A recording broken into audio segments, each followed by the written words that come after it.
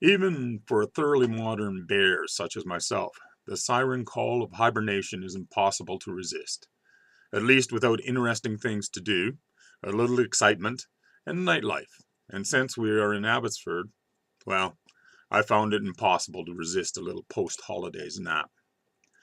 Welcome to the Breckenridge Zone's eCast of the first Bear Facts of 2012. I am your host, T.R. Ursiday. Our goal is to peel away the spin, the doublespeak, the gobbledygook, to ask the obvious and not so obvious questions that have gone unasked, to turn a spotlight on the reality that politicians and voters seem determined to live in willful denial of.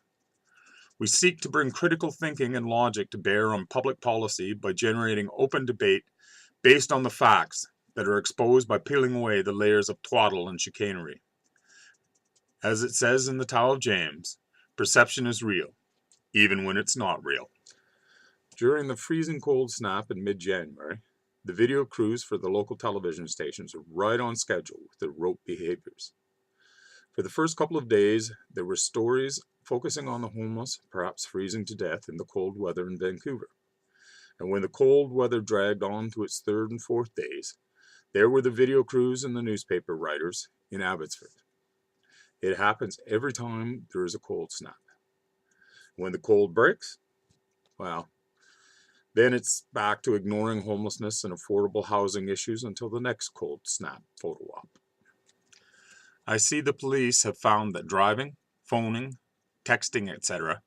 have supplanted driving under the influence as the leading cause of accidents and death on the roads in BC. Pretty dumb behavior for a species that likes to lord it over the other species on the planet because of how intelligent they are. Humans might want to remember the quote from Forrest Gump, "Stupid is as stupid does."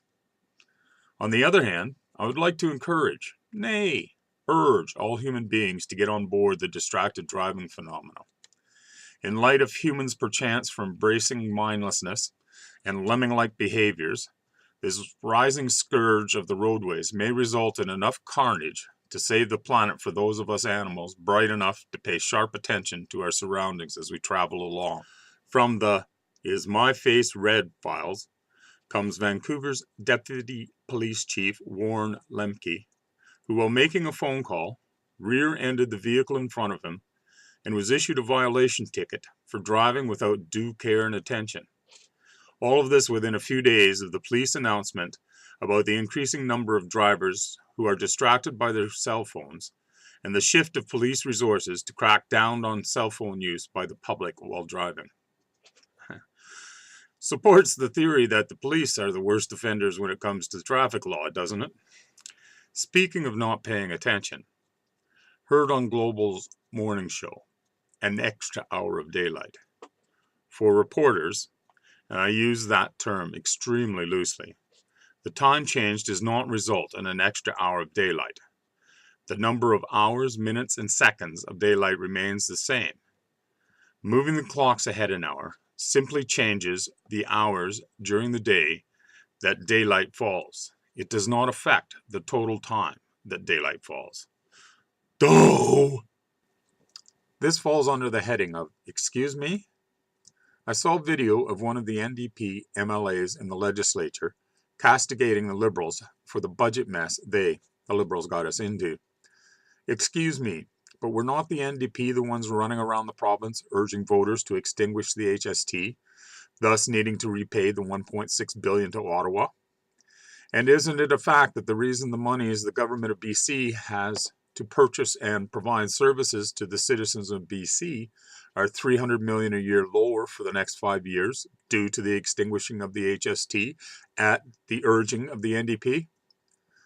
So while the actions of the Liberals haven't been fiscally provident, the reason the province is in such a tight financial straitjacket is political expediency in the NDP's quest for power. The Food Network's ad for the show You Gotta Eat Here claims host John Catucci knows a good meal when he sees one. My judgment as to whether a meal is good or not is based on taste. I see the RCMP officer and his wife who stopped and rescued the mother and daughter trapped in their car upside down in the ditch when they saw the 6-year-old standing at the side of the road waving his arms, were giving an award for their actions. I don't in any way begrudge them their recognition.